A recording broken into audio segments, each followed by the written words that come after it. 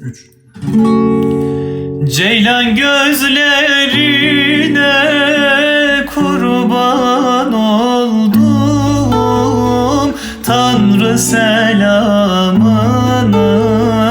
almaz mısınız, almaz mısınız? Mevlam sizi süs için mi yarattı? Siz gel demeyince gelmez misiniz? Mevlam sizi süs için mi yarattı?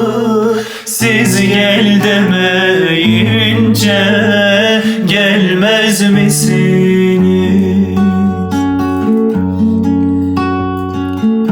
Gurbete gidenler ağzını alır, kimisi gider de kimisi kalır, kimisi kalır.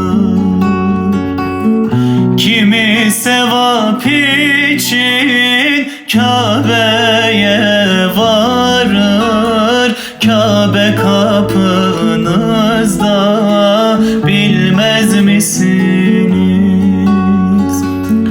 Kimi sevap için Kabe'ye varır, Kabe kapınızda bilmez misiniz?